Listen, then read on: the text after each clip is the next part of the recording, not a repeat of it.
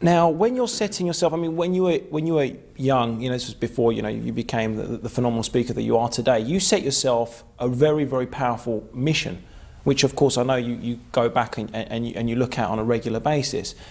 Now, how do you know when you're setting a mission whether that is an achievable mission? Because you say that sometimes people set themselves goals that they'll no way achieve because it doesn't fulfill, you know, that's not part of their mindset. Like, for example, if finance is at the bottom of your priorities, but you're sitting there praying for £1 million, it's just never, or $1 million, it's never going to happen.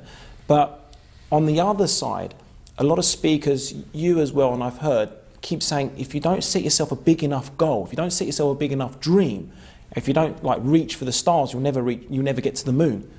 Now, how do you get the right balance of setting yourself huge dreams, but within, or shall we say, huge dreams, and then setting like annual goals or 5-year goals to match that massive dream? How do you get the right balance?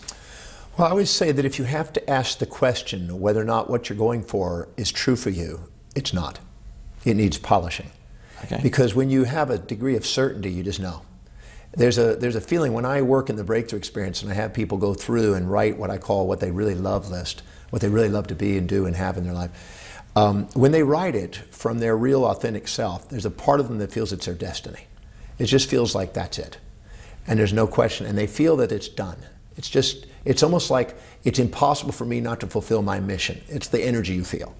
Wow. Whenever you have a polarized perception of yourself, let's say that you meet somebody that you think and admire and you put on a pedestal and you tend to minimize yourself with intimidation underneath. When you do, you're going to feel kind of intimidated next to them, so you're going to set smaller goals so you accomplish them because you don't want to set yourself up for failure in front of them. But if you get kind of put somebody down and exaggerate yourself, you'll tend to set bigger goals. Whenever you exaggerate yourself and puff yourself up and feel proud, if you will, you'll tend to set too big of goals in too short a time frame as a homeostatic negative feedback system to get you to be more authentic. And every time you set it from the kind of the shamed part of you, the minimized part of you, you tend to set too small a goal in too long a time frame, which then tends to make you get it done. So if you set too big a goal, you tend to have humbling. If you have too small a goal, you tend to get it accomplished. And what those two sides of our nature are trying to do is home us in on the true self, the authentic self that sets real goals in real times. Now, when we set real goals in real times and we have a feeling of certainty and destiny in it, we look forward to creating a strategy because we can't wait to be in the journey on doing it.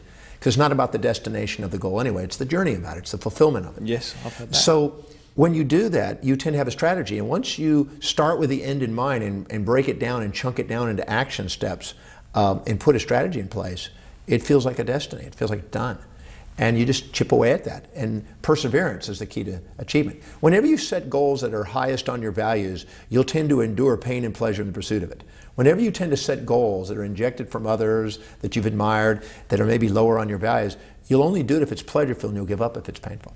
So the real test of the achievement is, can you set goals that you're so inspired by you can't wait to get up in the morning and do it, and regardless of the challenges, you just look forward to the challenges to conquer them to make that happen.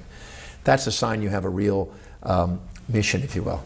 Your mission is the most efficient and effective pathway to fulfill the greatest amount of values in your life, the greatest amount of fulfillment in your life. The ancient Greeks said that the highest value is your telos, the most important thing in mind, the end in mind. And the study of that is teleology, that which is most meaningful and purposeful in your life. So when we set goals that are congruent with our highest values, we tend to have our mission awakened. We are inspired and can't wait to get up and do it.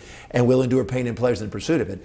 And every time we set goals that are congruent, we tend to achieve them. We tend to set bigger goals, and we tend to achieve them. We tend to set bigger goals, and we tend to expand ourselves and radiate outward instead of setting goals that aren't congruent, which we tend not to achieve them. We limp our life, not walk our talk, and we tend to shrink ourselves. So we either become awakened into our certainty and our leadership that's naturally waiting for us, or we tend to hold ourselves back into followership and subordinate to other people because we doubt ourselves. Wow, so what you're saying is that if it's not working, it's time to go back to the drawing board and have a little think of whether you're working towards your value system and why it doesn't feel fulfilling to actually be working towards those goals, and they've probably been set in accordance to other people's values rather than your own. Yeah, and you want to make sure that you don't live in a fantasy that the goal is supposed to be pleasure without pain, ease without difficulty, support without challenge.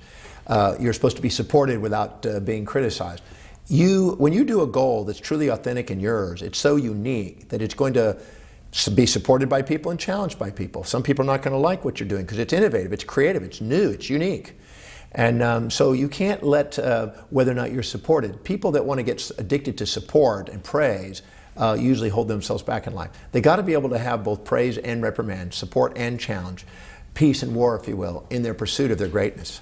And if they're able to embrace both of those equally, they're on their way to doing something amazing.